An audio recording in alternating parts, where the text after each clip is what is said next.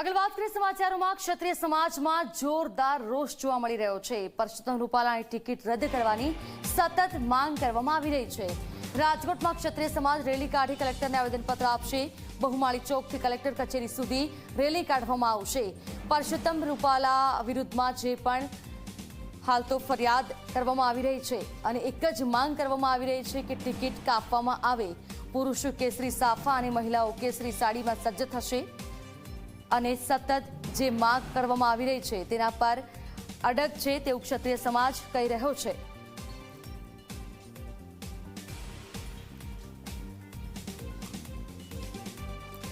સંવાદદાતા ગૌરવ દવે મારી સાથે ફોન લાઈન પર જોડાયા છે। ગૌરવ, ક્ષત્રિય સમાજ એક જ માંગ પર અડગ છે કે રૂપાલાની ટિકિટ કાપવામાં આવે। આજે પણ રેલી કાઢશે અને આજે પણ આવેદનપત્ર આપવામાં આવશે, શું વિગતો?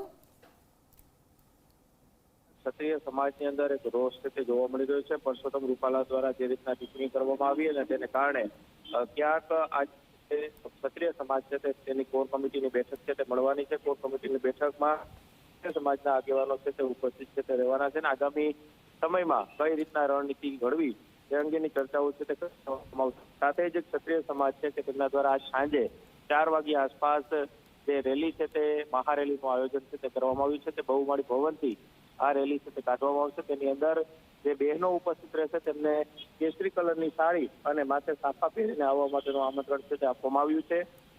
બહુમાળી ચોકથી લઈને કલેક્ટર કચેરી સુધી આ રેલી છે તે યોજવામાં આવશે અને ખાસ કરીને પુરુષો જે હાજર રહેશે તેને પણ માથે સાફા છે તે પહેરવાની સૂચનાઓ છે તે આપવામાં આવી છે।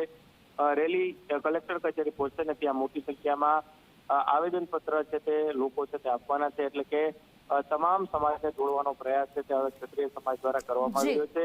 પરસોત્તમ રૂપાલા દ્વારા જે રીતના ટિપ્પણી કરવામાં આવી છે તેને કારણે ક્ષત્રિય સમાજની જે મહિલાઓ છે તેની અંદર ખાસ વધુ રોષ છે તે જોવા મળી રહ્યો છે અને જોહર કરવાની ચીમકીઓ છે તે પણ ઉચ્ચારવામાં આવી છે। આજની જે કોર કમિટીની બેઠક મળશે તેની અંદર આગામી રણનીતિ છે તે નક્કી કરવામાં આવશે। તેમાં દરરોજ કઈ રીતના કાર્યક્રમો કરવા, જો પરસોત્તમ રૂપાલા રાજકોટથી ચૂંટણી લડશે તો તેની સામે કેટલા ઉમેદવાર ક્ષત્રિય સમાજમાંથી ઉભા રાખવા તે અંગે પણ ચર્ચા કરવામાં આવે તેવી પૂરી શક્યતાઓ છે તે જોવા મળે છે। બિલકુલ, આભાર આપનો ગૌરવ તમામ જાણકારી માટે।